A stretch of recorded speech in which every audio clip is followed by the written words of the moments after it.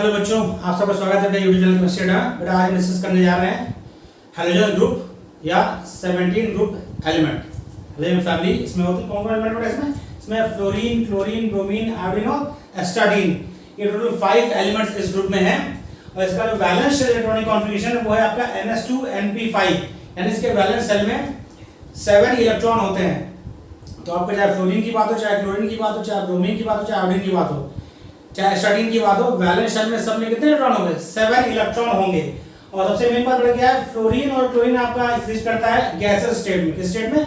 Gases state में। Bromine आपका liquid state में और आयोडीन और एस्टाडीन आपका सॉलिड स्टेट में एग्जिस्ट करता है नेचर में। सारे के सारे क्या है? नॉन मेटल्स है। क्या बेटा? Non metals. यानी आपसे पूछा जाए तो फैमिली में कोई मेटल है तो कोई मेटल नहीं है, सारे क्या है? नॉन मेटल्स हैं। और they are generally known as halogen. Halogen क्यों होता है? हैलो मतलब साल्ट, जेन मतलब फॉर्मेशन, क्योंकि बड़े साल्ट प्रोड्यूसर होते हैं, इसीलिए इनको हैलोजेंस कहते हैं। क्या कहते हैं? Halogens. Smallest radius as compare to any other element in its period, atomic radius increases on moving down the group. यानी अपने पीरियड में, जिस पीरियड की बात करें, सेकंड पीरियड की बात करें, थर्ड, फोर्थ, फिफ्थ, सिक्स्थ, अपने पीरियड में हैलोजेंस का साइज सबसे छोटा होता है। क्योंकि आपको पता है लेफ्ट टू राइट बढ़ने पर क्या होता है? एटॉमिक पीरियड में एटॉमिक साइज डिक्रीज होता है। और जो लास्ट आपका ग्रुप है नोबल गैसेस, उनका साइज अपने पीरियड में सबसे ज्यादा होता है। क्या होता है सबसे ज्यादा? नोबल गैसेस का, क्योंकि वहां हम क्या मेजर करते हैं? वहां मेजर करते हैं वंडर वॉल रेडियस। तो नोबल गैस का साइज सबसे बड़ा होगा, तो वो तो हट गया। बाकी लेफ्ट टू राइट पर जब घट रहा है तो हैलोजेंस का साइज अपने पीरियड में सबसे स्मॉल साइज होता है। और ग्रुप में नीचे जाने पर क्या होता है? ग्रुप में नीचे आने पर एटॉमिक रेडियाई इंक्रीज करता है, क्योंकि नंबर ऑफ सेल बढ़ रही है। अगला पॉइंट क्या है? Ionisation energy of these elements are higher than those of corresponding group 16 element. तो चीज ये बेटा क्योंकि लेफ्ट टू राइट जाने पर बढ़ता है। सो 16वें ग्रुप के जस्ट राइट साइड में 17th ग्रुप है, इसीलिए इनका आयनाइजेशन एनर्जी 16 ग्रुप के एलिमेंट से क्या होती है? ज्यादा होती है। अगला पॉइंट क्या बेटा? Fluorine is the most electronegative atom. इस बेटा याद करने वाली बहुत चीजें हैं, आपको ध्यान रखना है। Most electronegative element in periodic table. यदि आपसे पूछा जाए कि पीरियोडिक टेबल में सबसे ज्यादा इलेक्ट्रोनेगेटिविटी किसकी है, तो किसकी है? फ्लोरीन की है। इसीलिए फ्लोरीन कभी भी पॉजिटिव ऑक्सीडेशन स्टेट शो नहीं करता, वह सिर्फ एक ऑक्सीडेशन स्टेट शो करता है। वो क्या है? वो है आपकी -1। Only -1 oxidation state shown by fluorine, जबकि बाकी एलिमेंट्स पॉजिटिव और नेगेटिव दोनों स्टेट शो करते हैं। इसके बारे में करेंगे। और सबसे ज्यादा इलेक्ट्रोनेगेटिविटी फ्लोरीन की। पाउली स्केल में उसकी वैल्यू क्या होती है? 4 होती है। कितनी होती है बेटा? 4। और ग्रुप में नीचे आने पर इलेक्ट्रोनेगेटिविटी डिक्रीज करती है। क्या करती है बेटा? इलेक्ट्रोनेगेटिविटी डिक्रीज करती है। यानी फ्लोरीन की सबसे ज्यादा, then chlorine, then bromine, then iodine. अब हम बात करते हैं इलेक्ट्रॉन गेन एंथैल्पी की। इसमें ट्रेंड आपको ध्यान रखना है। क्वेश्चन इसमें सबसे ज्यादा जो हैलोजन फैमिली है उसमें ट्रेंड से ही क्वेश्चन आते हैं। किसकी एस्टिशन ज्यादा होगी हैलोजेंस में, किसकी स्टेबिलिटी ज्यादा होगी, कौन ज्यादा रिड्यूसिंग होगा, ये सब ट्रेंड पूछे जाते हैं। इसलिए आपको ट्रेंड्स पे बहुत ध्यान देना है। रीजन आपको हम बताएंगे ताकि उसी बहाने से आप उसको याद रखें, क्योंकि आपको रीजन याद रहेगा तो उस समय क्वेश्चन में आप कंफ्यूज नहीं होंगे। ठीक है बेटा? इलेक्ट्रॉन नेगेटिविटी का ट्रेंड क्या है? फ्लोरीन की सबसे ज्यादा, then chlorine, then bromine, then iodine. और इलेक्ट्रॉन गेन एंथैल्पी सबसे ज्यादा होती है क्लोरीन की। ध्यान रखिए, हाईएस्ट इलेक्ट्रॉन गेन एंथैल्पी पूरे पीरियोडिक टेबल में सबसे किसकी है? क्लोरीन की है। उसके बाद फ्लोरीन की है, देन ब्रोमीन, देन आयोडीन। बेटा होनी चाहिए थी फ्लोरीन की, लेकिन होती क्लोरीन की है। क्यों होती ज्यादा है? क्योंकि फ्लोरीन का साइज बहुत छोटा होता है। जब उसमें आप इलेक्ट्रॉन एक बाहर से ऐड करेंगे तो इंटर इलेक्ट्रॉनिक रिपल्सन बहुत ज्यादा होगा। भाई वो इलेक्ट्रॉन गेन करने के बाद स्टेबल कॉन्फिगरेशन तो प्राप्त कर लेगा, लेकिन जो इनकमिंग इलेक्ट्रॉन है उसको जो पहले से उपस्थित इलेक्ट्रॉन है वो क्या करेंगे? वो रिपेल करेंगे। तो उस रिपल्सन को ओवरकम करने में कुछ एनर्जी खर्च हो जाएगी। इसीलिए जो नेट एनर्जी रिलीज होगी स्टेबलाइज होने में, उसकी वैल्यू एक्सपेक्टेड वैल्यू से कम होगी। इसीलिए क्या होता है कि फ्लोरीन की इलेक्ट्रॉन गेन एंथैल्पी क्लोरीन से कम हो जाती है, क्योंकि क्लोरीन का साइज बड़ा है, वहां पर इंटर इलेक्ट्रॉनिक रिपल्सन नहीं होता है। इसलिए बेटा chlorine, then fluorine, then bromine, then iodine बहुत इंपॉर्टेंट ट्रेंड है। आपको इसको ध्यान रखना है, इसको भी ध्यान रखना है, इस ट्रेंड को भी ध्यान रखना है। ओके, आगे आते हैं हम ऑक्सीडेशन स्टेट की बात करते हैं। तो ऑक्सीडेशन स्टेट की बात करें तो हमने बताया आपको fluorine only show minus, only ये ध्यान रखिए, ओनली पे आपको ध्यान रखना, ओनली शो -1 ऑक्सीडेशन स्टेट। सिर्फ और सिर्फ क्या शो करता है? -1 ऑक्सीडेशन स्टेट शो करता है। कौन? Fluorine.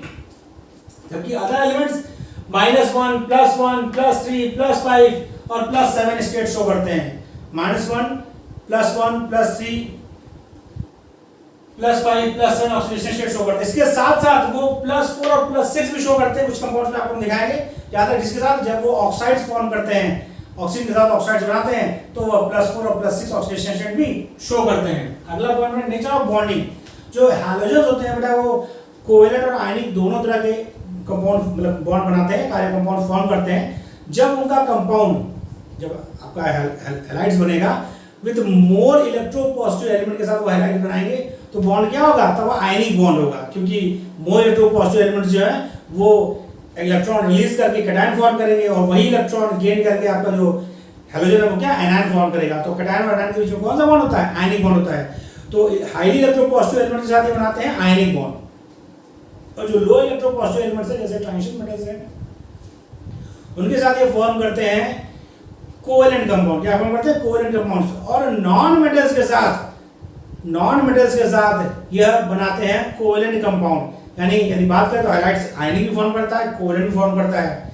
Ionic only for highly electropositive, covalent less electropositive metals और नॉन मेटल्स के साथ फॉर्म करता है। और कोवेलेंट फैक्टर बढ़ता जाएगा। यदि आपको ऑक्सीडेशन स्टेट की बात करें तो हायर ऑक्सीडेशन स्टेट का जो कंपाउंड होगा यानी हैलाइड्स होगा, वह मोर कोवेलेंट फैक्टर रखेगा as compare to lower oxidation state वाले। उस पर हम आगे बात करेंगे। अगला पॉइंट देखिए colour, very very important. Colour, all halogens have characteristic colour. Her halogen का अपना एक कैरेक्टरिस्टिक कलर। जैसे देखिए फ्लोरीन का लाइट येलो, ब्रोमीन का रेडिश ब्राउन, क्लोरीन का ग्रीनिश येलो और आयोडीन का डीप वायलेट। अब ये कलर क्यों शो करता है, मतलब कलर जो भी कंपाउंड्स कलर होते हैं उसका एक सिंपल फिनोमेना है। और कलर दिख रहे हैं इसका मतलब कैसे होता है, होता है कि जब इन पर सनलाइट पड़ती है तो विजिबल रीजन से एनर्जी एब्जॉर्ब करके इनका इलेक्ट्रॉन जो आउटरमोस्ट इलेक्ट्रॉन है वह हाई एनर्जी लेवल में जाता है। और हाई एनर्जी लेवल में जाने के बाद जब वापस अपने ग्राउंड स्टेट पर आता है तो जो रेडिएशन इमिट करता है वह रेडिएशन क्या होती है, वह रेडिएशन की वेवलेंथ विजिबल रीजन में होती है, इसीलिए वो कलरफुल दिखाई देते हैं। जो कलर को तभी दिखाएगा ना जो इमिट करेगा कलर वह विजिबल रीजन में होगा। तो क्योंकि हर इलेक्ट्रॉन के लिए आयनेशन एनर्जी अलग, सॉरी हर एलिमेंट्स के लिए हैलोजन के लिए आयनेशन एनर्जी अलग अलग है, इसीलिए हर हैलोजन का कलर अलग अलग है। ओके बेटा, इसे कॉपी कर लीजिए, फिर हम आगे डिस्कस करेंगे करके। कॉपी कर लीजिए।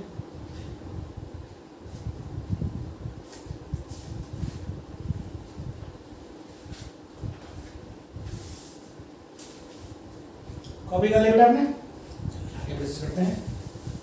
बहुत इंपॉर्टेंट टॉपिक है बेटा आपका ये, क्वेश्चन इससे आते हैं।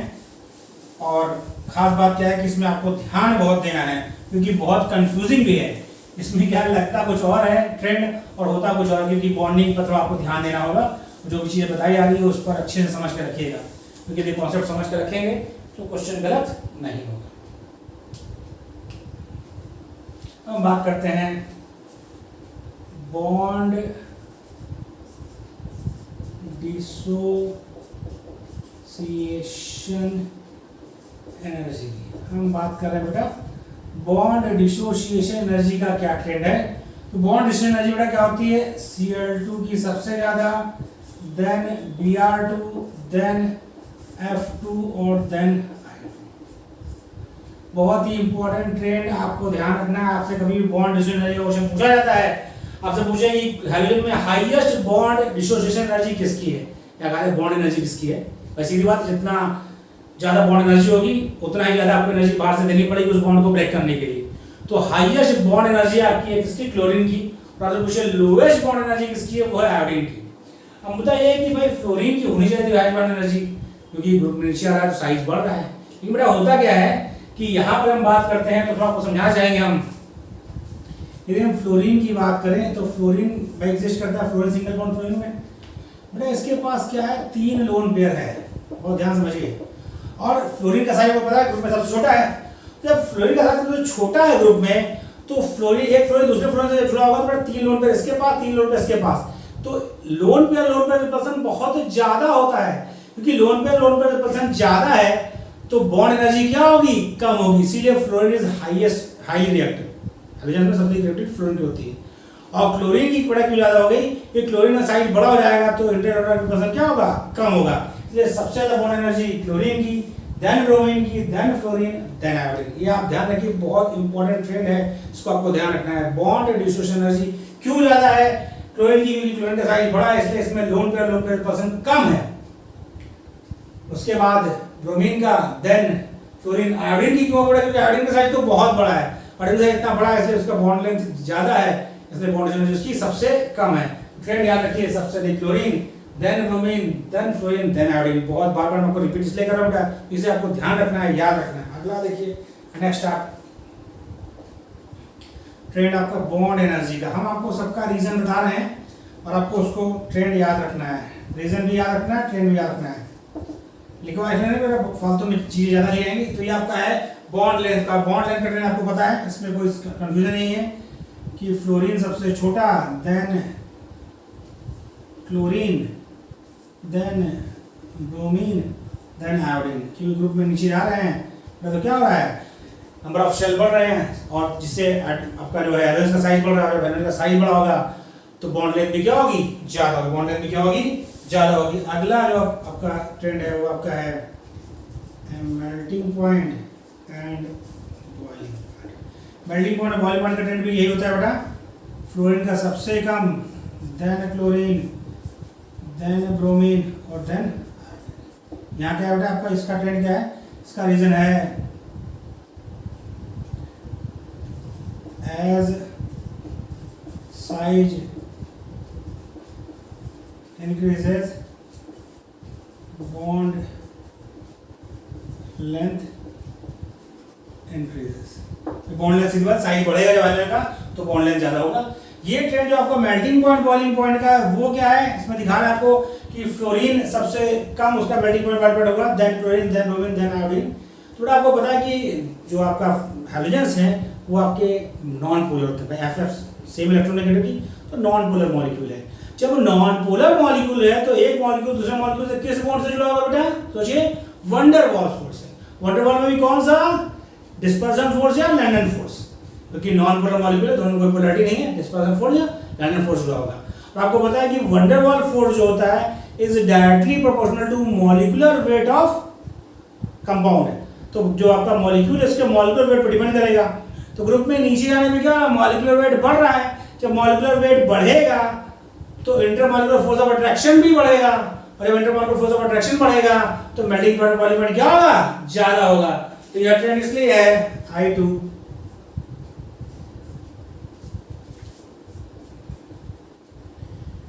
क्योंकि van der Waals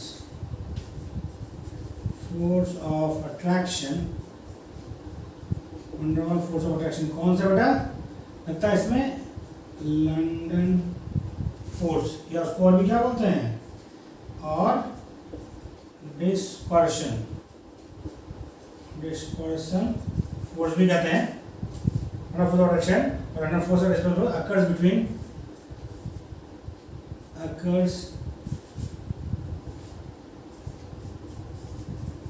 occurs between halogen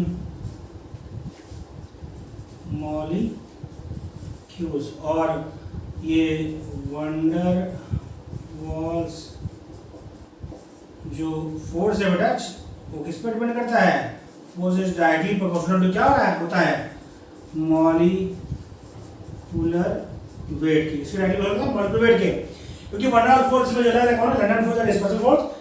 wonder वाल में कोई भी हो, dipole dipole dipole induced dipole या लंडन फोर्स हो, सब के सब डिपेंड करते हैं डायरेक्टली प्रोपोर्शनल टू होता है, directly proportional to molecular weight. जितना ज्यादा मॉलिक्यूलर वेट होगा उतना ही ज्यादा वंडर वाल फोर्स लगेगा, और जितना ज्यादा wonder Waals force of attraction between molecules लगेगा उतना ही ज्यादा मेल्टिंग पॉइंट बॉइलिंग पॉइंट होगा बेटा। तो ये ट्रेंड जस्टिफाई हो गया आपका, क्यों फ्लोरीन का सबसे कम है, then chlorine, then bromine, then iodine. Copy कर लीजिए, फिर आगे हम पढ़ेंगे। चलो कॉपी कर बेटा।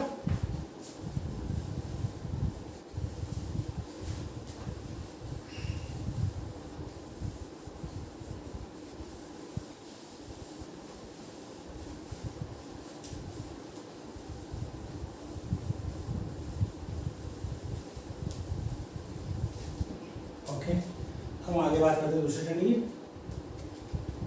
अगला ट्रेंड क्या है आपका, अगला ट्रेंड आपका है सॉल्युबिलिटी का।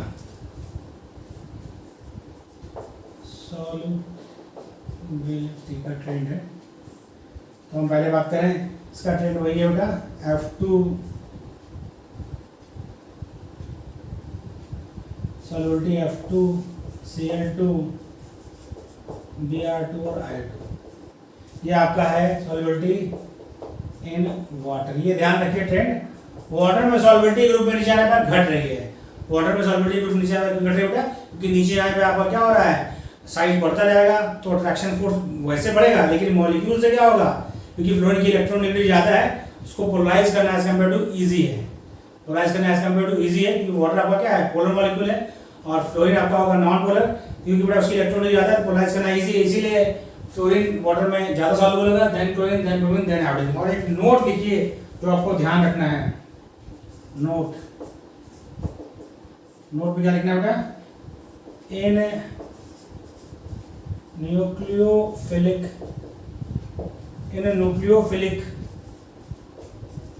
polar solvent like alcohols, ketones,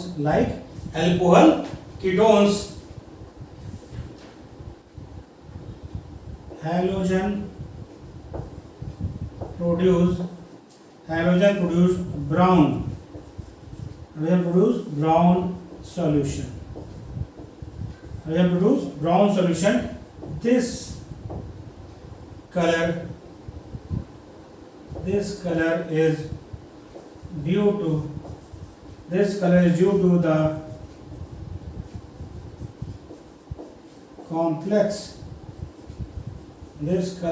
to the complex formation। कैसे बेटा, सॉल्वेंट अपना लोन पेयर जो है हैलोजन में देता है, तो इसके लिए यूज करते हैं क्या रिजल्ट होता है, with charge which are charge transfer compound। क्यों कलर होता है इसका, जब आपको हैलोजन्स को डिसॉल्व करते हैं न्यूक्लियोफिलिक पोलर सॉल्वेंट में तो उनका कलर ब्राउन कलर का होता है सोल्यूशन। क्यों होता है बेटा, क्योंकि वहां होता है चार्ज ट्रांसफर। कहां से कहां होगा, from nucleophilic solvent to halogen होता है, nucleophilic solvent to halogen charge transfer होता है, जिसकी वजह से जो सॉल्यूशन होता है उसका कलर क्या होता है, उसका कलर ब्राउन रहता है। तो ये ध्यान रखना है, पहली बात हो सकता है कलर उसका ब्राउन होता है, किस वजह से होता है, तो due to charge transfer. Charge transfer कहां से होगा, फ्रॉम सॉल्वेंट टू हैलोजन, इसलिए हमने दिखा दिया है, ये एरो दिखा रहा है बेटा कि कहां से कहां चार्ज ट्रांसफर होगा, फ्रॉम सॉल्वेंट टू हैलोजन होगा चार्ज ट्रांसफर, इसकी वजह से आपका यह ब्राउन कलर दिखता है सॉल्यूशन का। ओके, आगे बात करते हैं, कॉपी कर लिया बेटा, कुछ और हम लोग सीखते हैं। अगला पॉइंट वेरी इंपॉर्टेंट है, ये क्या है, solubility of iodine iodine in water, solubility of iodine in water increases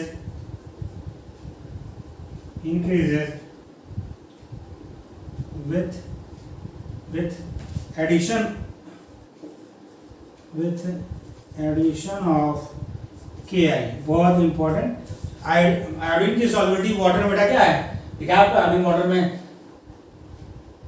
come soluble है, इसकी सॉल्युबिलिटी बढ़ा देते हैं, कैसे बढ़ाते हैं, उसमें हम Ki ऐड करते हैं, पोटेशियम आयोडाइड ऐड करते हैं। देखिए क्या हो रहा है, फिर क्या कॉम्प्लेक्स बनेगा, एडिशन ऑफ Ki और Ni, पोटेशियम आयोडाइड या सोडियम आयोडाइड। क्यों होती है ज्यादा, ड्यू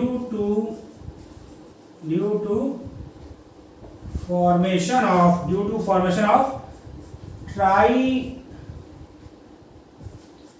आयोडाइड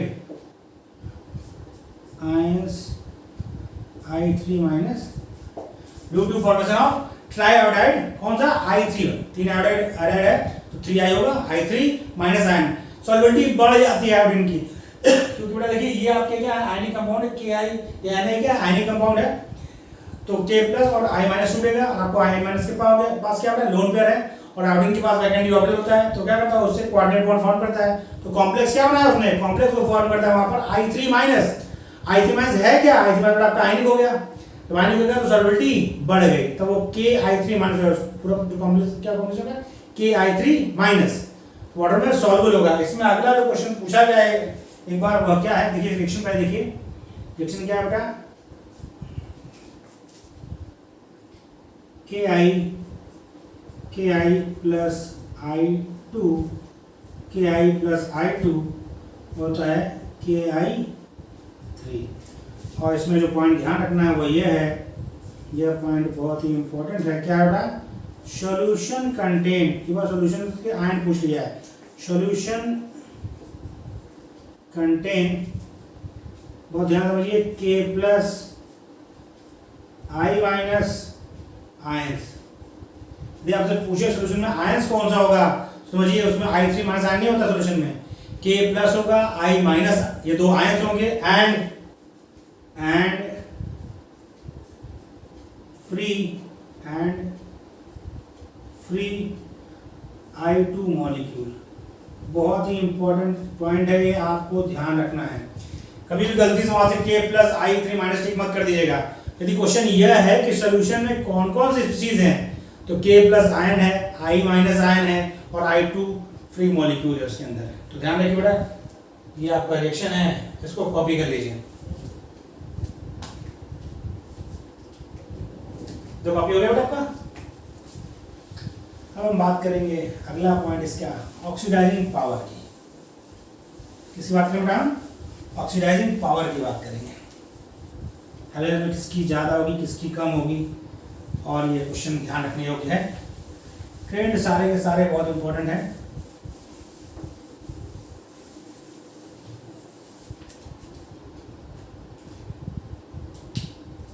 देखिए हम बात कर रहे हैं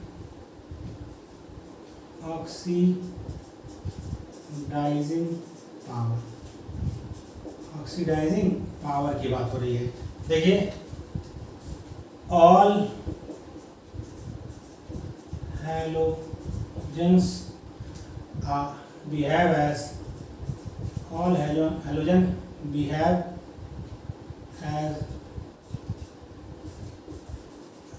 a strong oxidizing agent। सारे के सारे स्ट्रॉन्ग ऑक्सीडाइजिंग एजेंट होते हैं और उनका जो पावर है एंड ऑक्सीडाइजिंग पावर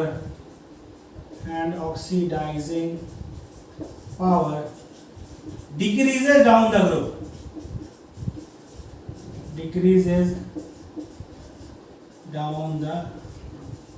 तो ये चीज आपको ध्यान रखनी है। ग्रुप में नीचे आने पर ऑक्सीडाइजिंग पावर बढ़ेगा कि घटेगा, घटेगा। सबसे अधिक किसका होगा बेटा, सबसे अधिक आपका होगा F2 का, then Cl2, then Br2, then I2। ये क्या है आपका, ये आपका है स्ट्रॉन्गेस्ट,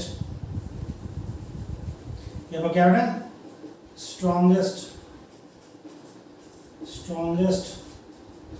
ऑक्सीडाइजिंग एजेंट। ये क्या आपका स्ट्रॉन्गेस्ट ऑक्सीडाइजिंग एजेंट है। इसका मतलब ये हो रहा है, यदि आपका F2 है और उसके साथ आपने कहीं उसको हाइड्रोजन का भी आयन मिलता है, तो फॉर्म करता है आपका 2F minus plus X2।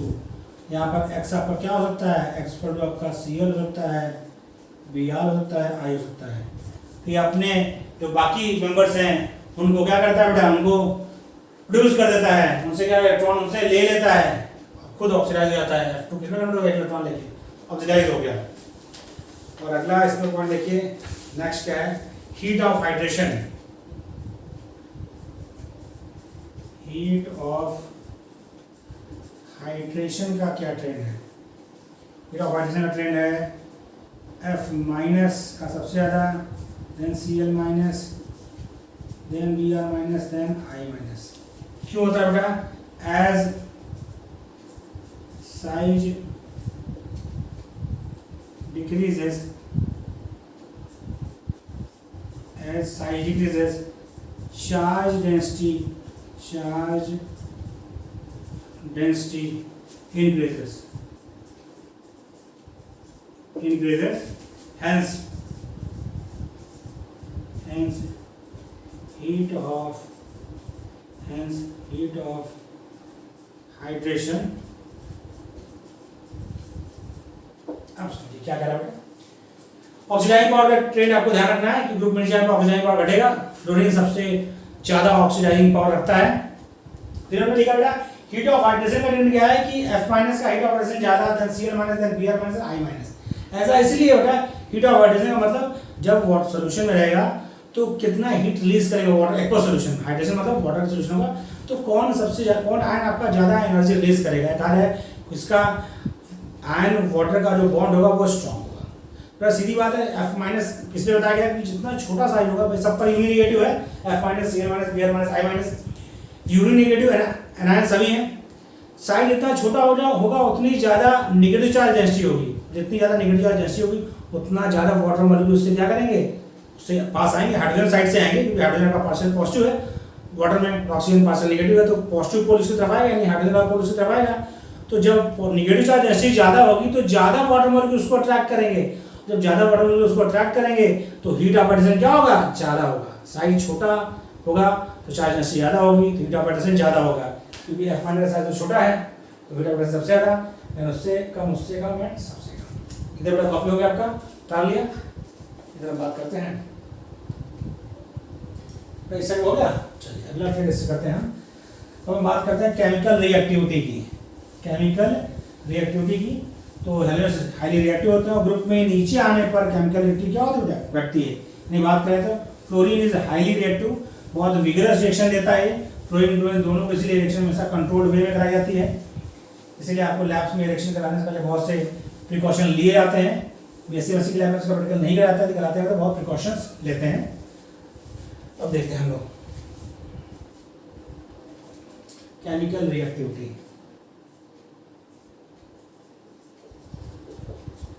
Chemical reactivity की बात की जा रही है। Chemical reactivity, all halogens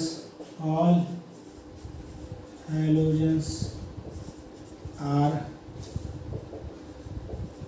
highly reactive, all halogens are highly reactive due to क्यों बेटा, due to low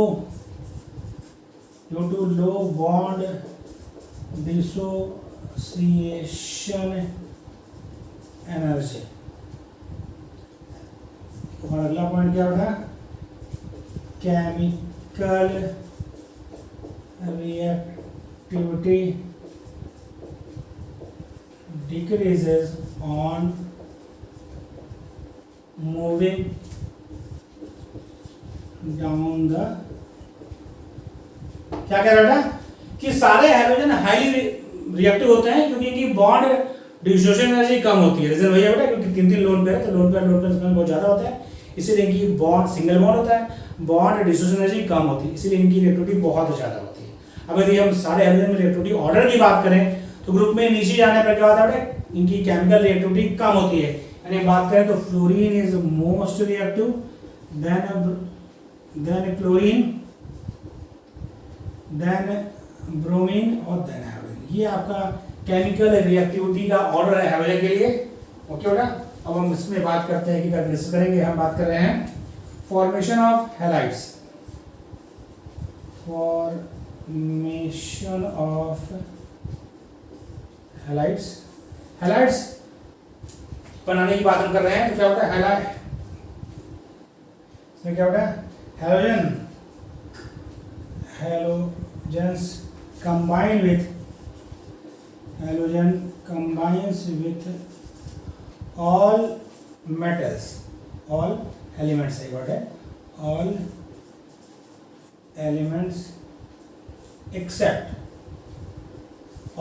except कुछ को छोड़ना है। कौन सा होता है, हीलियम, नियॉन और आर्गन। नोबल गैसेस, भाई नोबल गैसेस रिएक्शन नहीं करती क्योंकि वो स्टेबल कॉन्फिगरेशन होता है उनका, इसलिए वो रिएक्शन नहीं करती। तो हीलियम, नियॉन, आर्गन, कुछ क्रिप्टन के और जीनॉन के कंपाउंड्स नोन है, तो इसीलिए तीन को छोड़कर helium, neon, argon for large number of halides, बहुत लार्ज नंबर में, बड़ी संख्या में हैलाइड्स फॉर्म करते हैं। अब हम बात करते हैं उसमें से ये हैलाइड्स ऑफ मेटल की। Halides of metal. मेटल की हैलाइड की क्या बात है? Highly electropositive, highly electropositive, highly electropositive metals form ionic halides। इसी बात है, हाईली इलेक्ट्रोपॉजिटिव मेटल्स होगा जैसे alkali metal, earth metal, but इसमें क्या होता है, यह इलेक्ट्रोपॉजिटिव कैटेगरी का ज़्यादा है, इजीली फॉर्म करते हैं cation by loss of electron. Electron loss करके कैटायन फॉर्म कर देते हैं, और वही इलेक्ट्रॉन गेन करके हाइड्रोजन क्या फॉर्म करता है, एनायन। इनके बीच में जो बॉन्ड होता है वो क्या होता है, इनके बीच में जो बॉन्ड होता है वो होता है ionic bond. Bond between cation and ion और आयनिक बॉन्ड स्ट्रॉन्ग बॉन्ड होता है, मेल्टिंग पॉइंट पर ज्यादा होता है। और लेस इलेक्ट्रोपॉजिटिव मतलब होगा, ये लिखना था, with less electropositive, with less electropositive metals form covalent halides, covalent halides, और as यानी लिखिए, निकालिए आपको, अब कॉपी करिएगा फिर अंदर कॉपी लिखते हैं।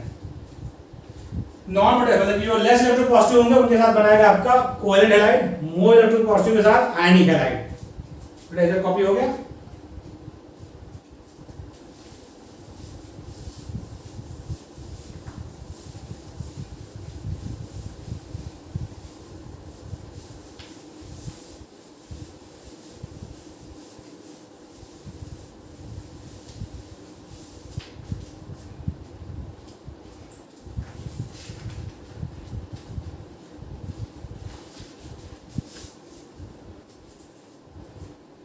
As oxidation number of metals increases, as oxidation number of metals increases, covalent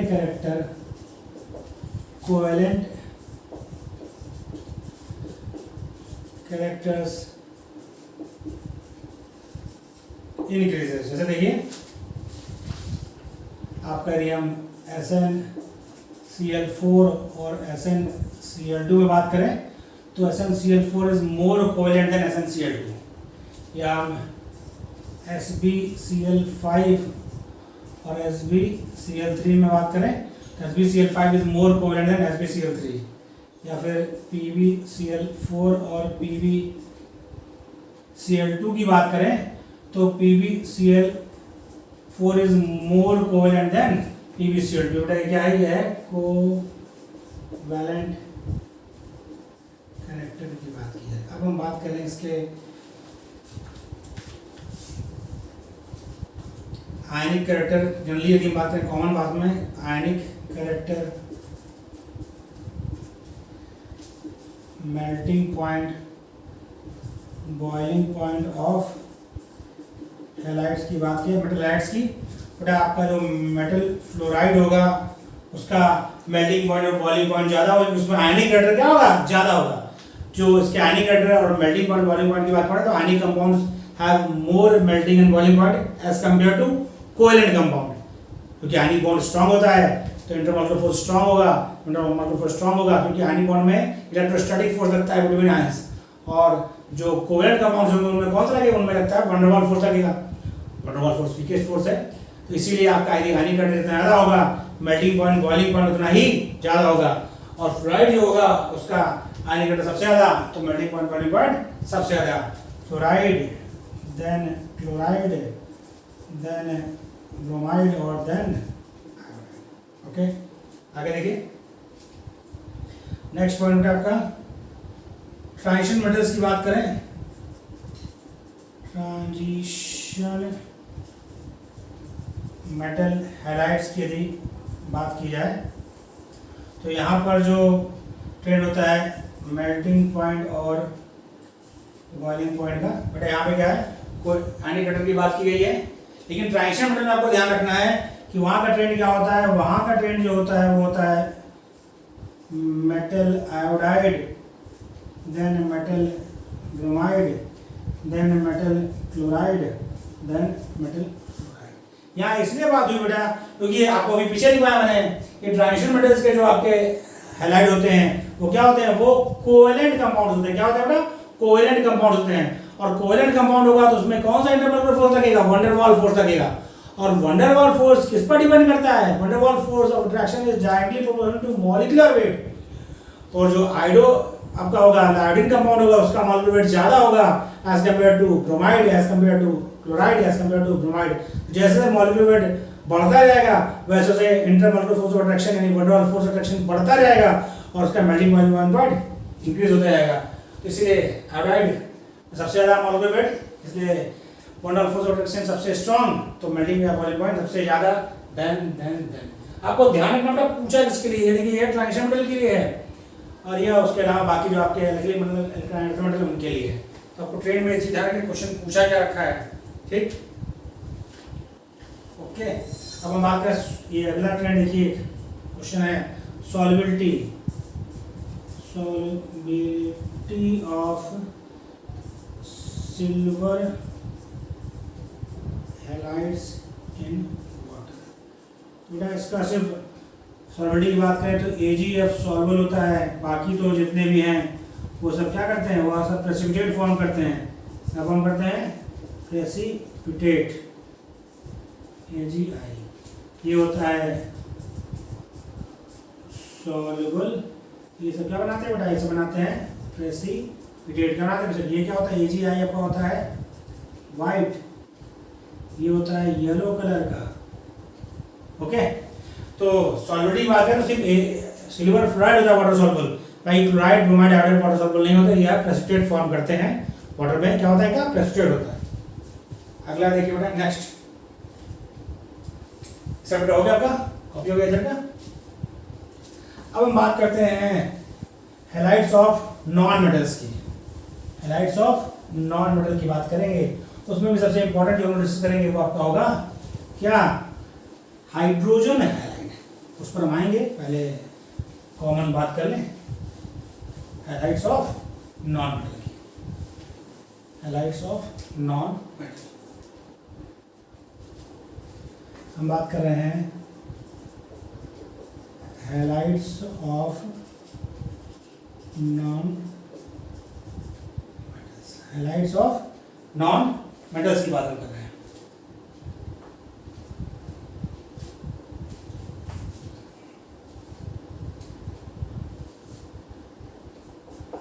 They are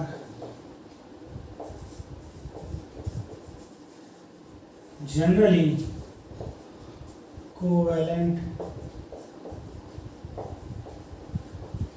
compound। They are generally covalent compound। याद रखना होता है covalent compound होते हैं और इसमें जो reducing power है आपकी, reducing power of halides ion है वो सबसे ज़्यादा होती है आयोडीन की, देन ब्रोमीन आयन की, देन क्लोराइड की और देन फ्लोराइड की। यानी इलेक्ट्रॉन देने की जो सबसे अधिक इच्छा है वो किसकी है, वो आयोडीन की होती है, then chlorine, then bromine, then iodine. Okay sorry, iodine, then bromine, then chlorine, then fluoride ion, iodide ion, bromide ion, chloride ion और फ्लोराइड आयन। ये आपका रिड्यूसिंग पावर ऑफ हाइलाइट्स का, हाइलाइट्स आयन का order है, तो आपको ध्यान रखना है। अब हमको डिस्कस करना है one important, very very important, क्या, हाइड्रोजन हैलाइड्स। कौन सा बेटा, हाइड्रोजन हैलाइड्स की बात करें उसमें हम पहले डिस्कस करते हैं ड्यू टू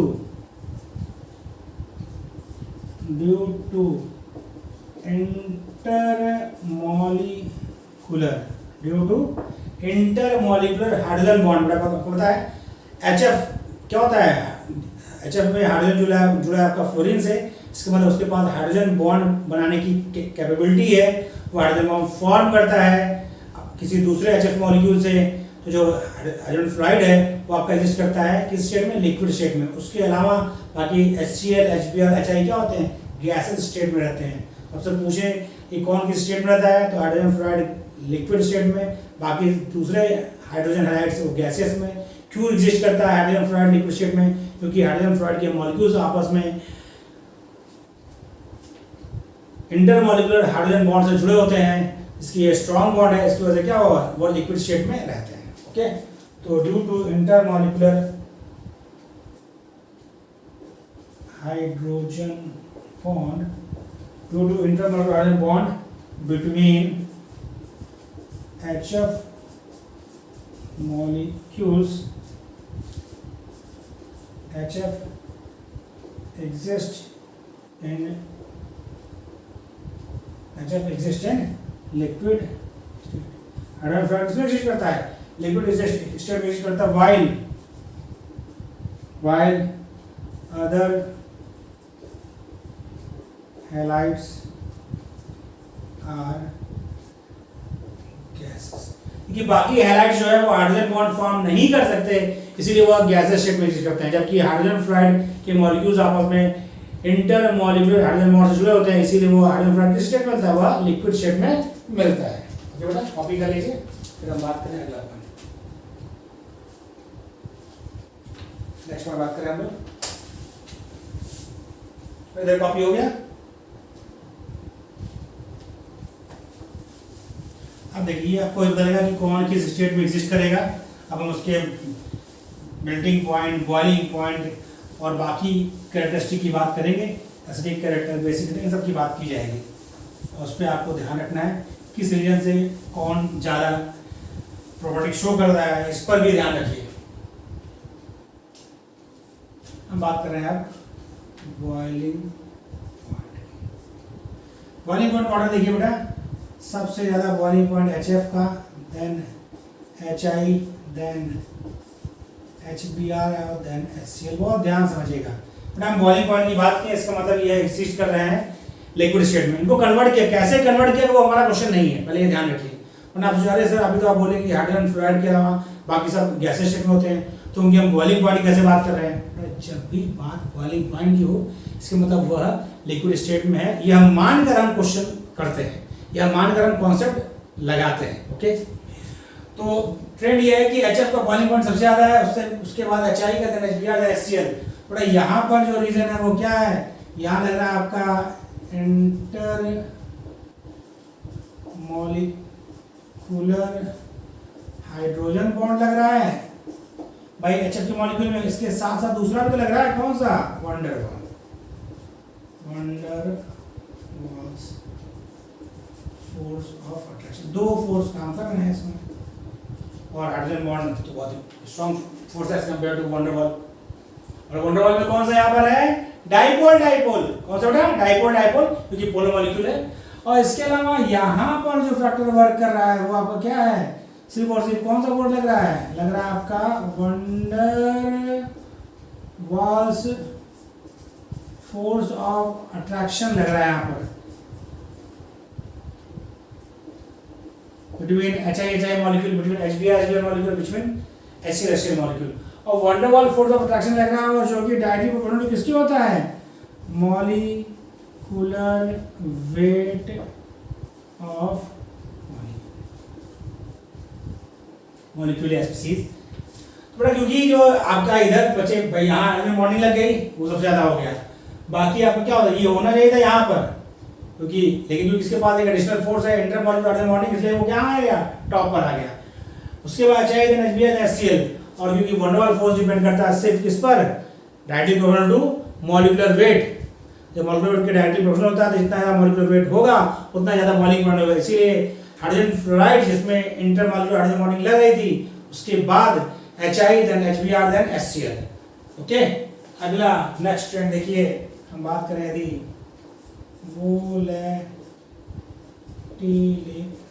वोलेटाइल ग्रेटर की बात करें, कौन कितनी ज़्यादा वोलेटाइल होता है? थोड़ा कि बॉइलिंग पॉइंट में जो ट्रेंड होता है उसका जस्ट रिवर्स होता है वोलेटाइल ग्रेटर का ट्रेंड, क्योंकि इसका बॉइलिंग पॉइंट जितना कम होगा वो उतना ही ज़्यादा वोलेटाइल होगा। इसका बॉइलिंग पॉइंट जितना कम होगा वो उतना ही ज़्यादा वोलेटाइल होगा, तभी तो आपका वो जल्दी से वेपर में कन्वर्ट हो गया, और उसका वेपर प्रेशर एटमॉस्फेयर प्रेशर के बराबर हो गया तो बॉइल कर गया। तो वोलेटाइल ग्रेटर या वोलेटिलिटी की बात करें तो HCl सबसे ज़्यादा volatile, then HBr, then HI then HF। और ये क्या है आपका मोस्ट वोलेटाइल। और ये क्या है बेटा आपका, ये आपका है लीस्ट वोलेटाइल। ओके बेटा, अगला पॉइंट देखते हैं हम लोग थर्मल स्टेबिलिटी। नेक्स्ट पॉइंट आपका क्या बेटा, थर्मल स्टेबिलिटी। थर्मल स्टेबिलिटी की बात करें उसका ट्रेंड क्या है, थर्मल स्टेबिलिटी ट्रेंड ये है HF की ज़्यादा then HCl then HBr then HI। Thermal stability का ट्रेंड क्या होगा, HF की सबसे ज़्यादा then HCl then HBr then HI। क्यों बेटा, as size of halogen increases, bond length increases, hence stability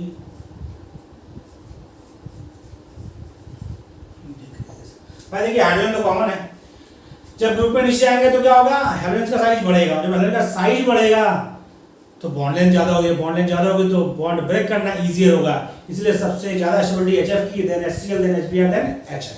ठीक है, इसे कॉपी कर लीजिए। फिर हम अगले ट्रेंड्स की बात करें। थर्मल स्टेबिलिटी में क्या होगा, हाइड्राइड्स, हाइड्रोजन हाइड्राइड्स का, हैलाइड्स का ग्रुप में नीचे जाएंगे तो थर्मल स्टेबिलिटी घटेगी। क्यों घटेगी, क्योंकि ग्रुप में नीचे जाने पर हाइड्रोजन का साइज बढ़ रहा है, साइज बढ़ने से क्या हो रहा है, बॉन्ड लेंथ बढ़ रही है और बॉन्ड वीक है, इसीलिए आसानी से टूट जाएगा। अगला ट्रेंड क्या है बेटा आपका, acidic strength. Acidic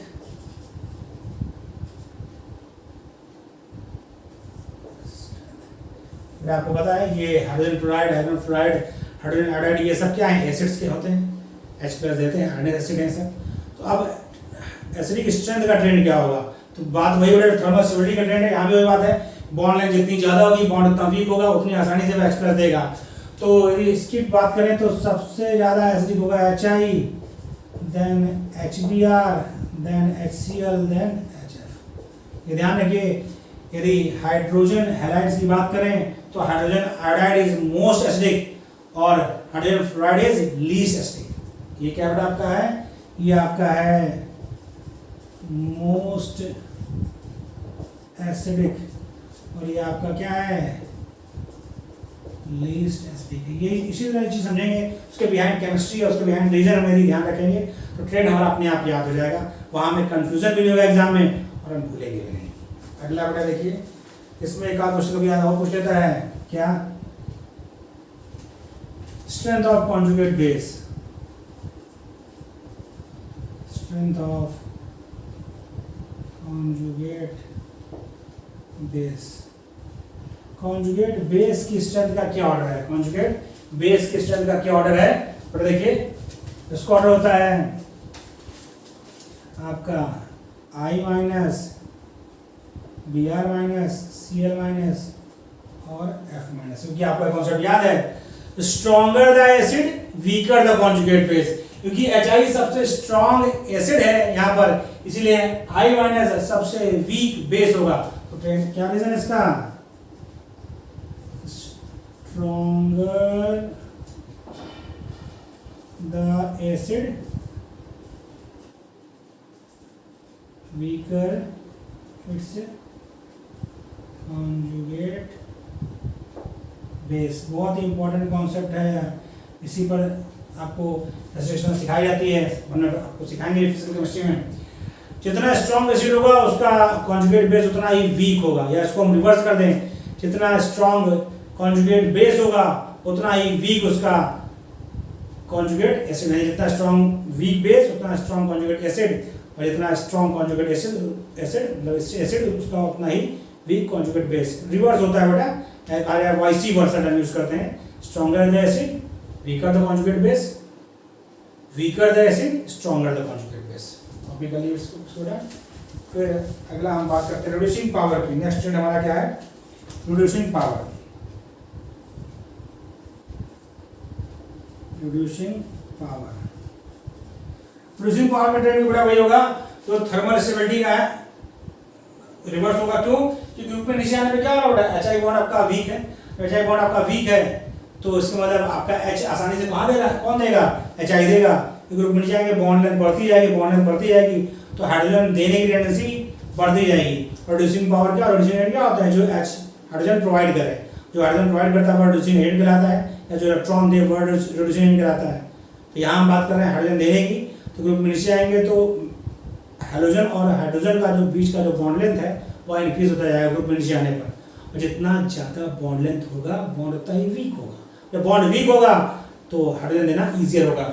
name strength की बात करें तो सबसे ज़्यादा HI, then HBr, then HCl और देन यह होगा आपका प्रोड्यूसिंग पावर का ट्रेंड।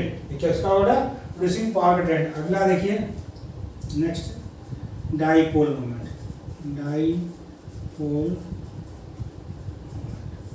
इसका ट्रेंड क्या होगा, सबसे अधिक आपका होगा HF का, then HCl, then HBr, then HI। क्यों बेटा, क्योंकि ये से वहाँ पर बॉन्ड मोमेंटम लगेगा, और बॉन्ड मोमेंटम यानी डायटोमिक जो मॉलिक्यूल होता है तो उससे डायपोल मोमेंट किस पर डिपेंड करता है, बॉन्ड मोमेंटम पे।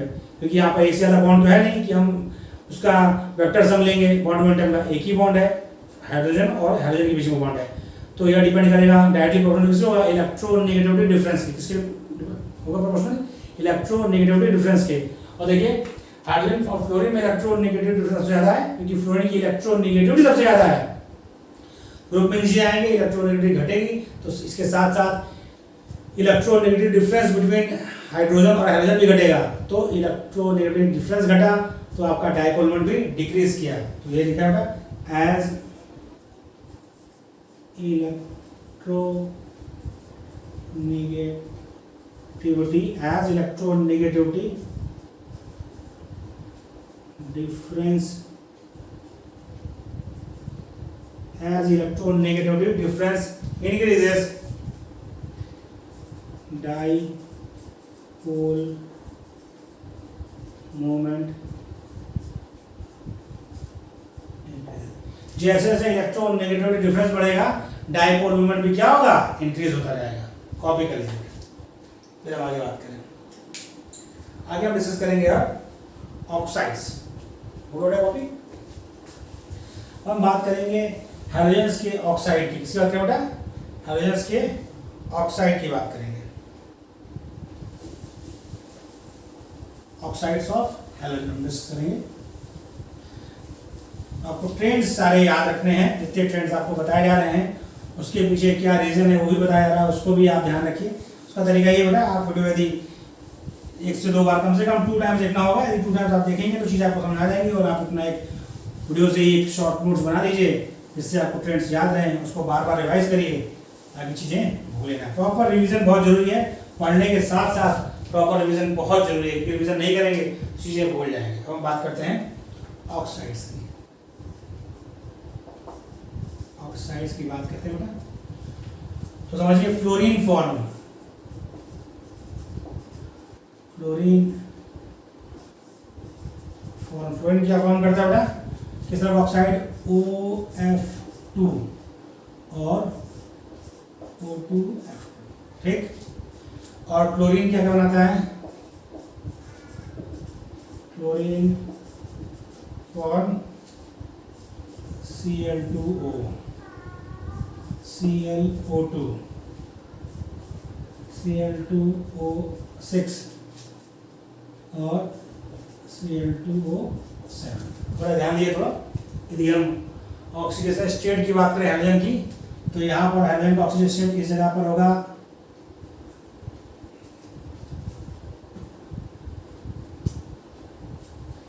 हाइड्रोजन का, तो यहाँ भी -1, यहाँ भी -1, ठीक है।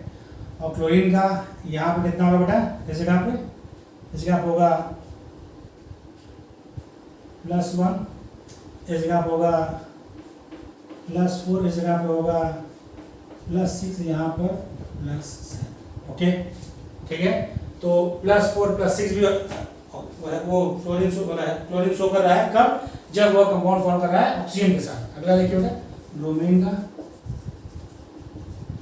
ब्रोमीन फॉर्म करता है Br2O, BrO2 और BrO3। तो ध्यान रखना है बेटा आपको, all compounds are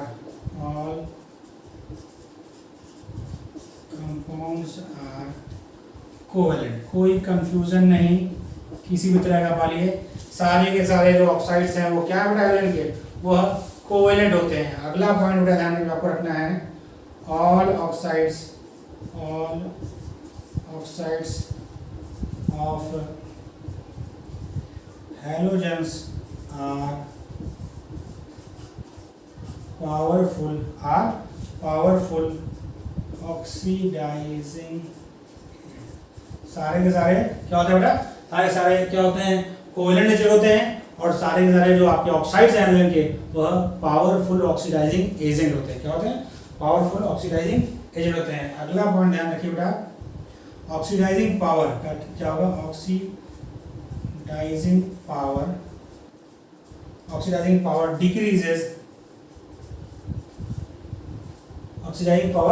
decreases as oxidation state of halogen increases। जैसे जैसे हैलोजन की ऑक्सीडेशन स्टेट बढ़ती जाएगी उसका ऑक्सीडाइजिंग पावर कम होता जाएगा। बहुत इंपॉर्टेंट पॉइंट है। यदि आपसे ऑक्सीडाइजिंग पावर का ट्रेंड पूछे तो आपको देखना है कि जो भी आपको दे रखा है हैलोजन के ऑक्साइड, उसमें आप सबका ऑक्सीडेशन स्टेट निकालिए। जिसकी सबसे कम ऑक्सीडेशन स्टेट होगी उसकी ऑक्सीडाइजिंग पावर सबसे ज़्यादा होगी, क्योंकि ये बताया आपको कि जैसे जैसे ऑक्सीडाइजिंग पावर ऑक्सीडेशन स्टेट बढ़ेगी, ऑक्सीडाइजिंग पावर क्या होगी, डिक्रीज होती जाएगी। क्या होती जाएगी, डिक्रीज होती जाएगी। देखिए जैसे आपका ये है Cl2O की सबसे ज़्यादा ऑक्सीडाइजिंग पावर, Cl2O की उससे कम, Cl2O6 की उससे कम, और Cl2O7 की सबसे कम। क्यों ऐसा बेटा, क्योंकि देखिए जो आपका ट्रेंड है वह क्लोरीन का यहाँ पे क्या है, क्लोरीन यहाँ पर है आपका +1 में, यहाँ पर आपका +4 में, यहाँ पर है +6 में, यहाँ पर है +7 में। तो जैसे जैसे ऑक्सीडेशन नंबर आपका क्लोरीन का बढ़ रहा है, उसकी ऑक्सीडाइजिंग पावर क्या होती जा रही है बेटा, कम होती है। क्या होती जा रही है, कम होती जा रही है। ओके, तो कॉपी हो गया बेटा आपका। आगे हम बात करते हैं स्टेबिलिटी की। स्टेबिलिटी का क्या ऑर्डर है, स्टेबिलिटी का ऑर्डर ये है बेटा कि जितना ज़्यादा ऑक्सीडेशन नंबर होगा ऑक्साइड का उतनी ज़्यादा स्टेबिलिटी उसकी होगी। यानी कहा जाए तो ऑक्सीडाइजिंग पावर का रिवर्स हुआ। क्या हुआ, ऑक्सीडाइजिंग पावर का रिवर्स हुआ। क्या बेटा आपका stability of oxides increases, stability of oxides increases as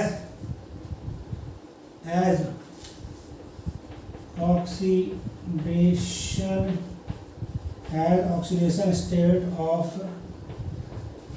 halogen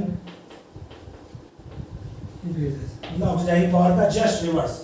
इसके मतलब जो आपका Cl2O है उससे ज़्यादा स्टेबल होगा Cl2O, उससे ज़्यादा Cl2O6, और सबसे ज़्यादा स्टेबल होगा Cl2O7। क्योंकि यहाँ पर स्टेट क्या थी, +1, यहाँ पर +4, यहाँ पर +6 और यहाँ पर +7।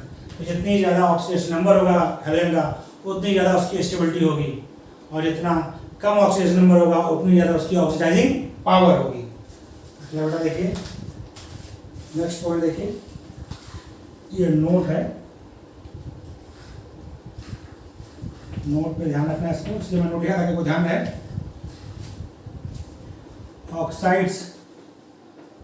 Oxides of chlorine,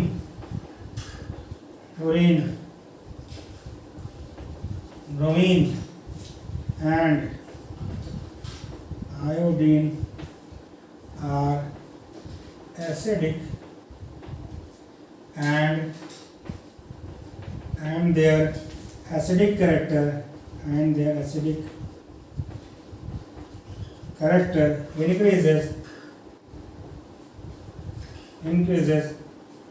as the percentage of oxygen in oxides. क्या कह रहे हैं बेटा? क्लोरीन का, ब्रोमीन का और आयोडीन का जो ऑक्साइड होता है वह एसिडिक नेचर का होता है, और उनका एसिडिक स्ट्रेंथ जैसे जैसे ऑक्सीजन का परसेंटेज बढ़ता जाएगा उसकी आपका एसिडिक स्ट्रेंथ क्या होती जाएगी, उसकी एसिडिक स्ट्रेंथ इंक्रीज कर दी जाएगी। उसकी एसिडिक स्ट्रेंथ क्या होती जाएगी बेटा? उसकी एसिडिक स्ट्रेंथ इंक्रीज कर दी जाएगी।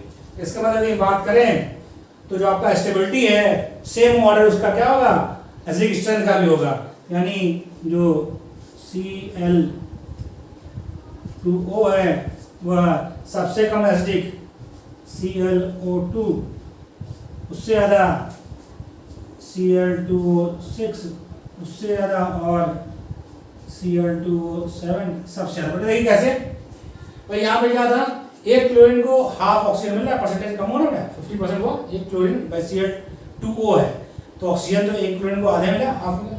यहाँ पे क्या है, एक Cl है 2 ऑक्सीजन है, एक Cl को 2 ऑक्सीजन पर ऑक्सीजन हुआ।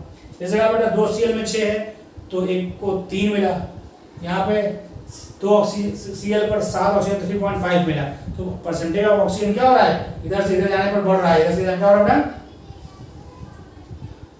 Percentage of oxygen increases. जब इधर से परसेंटेज ऑफ ऑक्सीजन इंक्रीज कर रहा है तो एसिडिक स्ट्रेंथ ऑफ ऑक्साइड भी इंक्रीज कर रहा है। तो आपको ट्रेंड्स याद रखने हैं, उनके पीछे क्या वजह है ये याद रखनी है। और ये हमारा हाइड्रोजन ग्रुप का पहला लेक्चर है।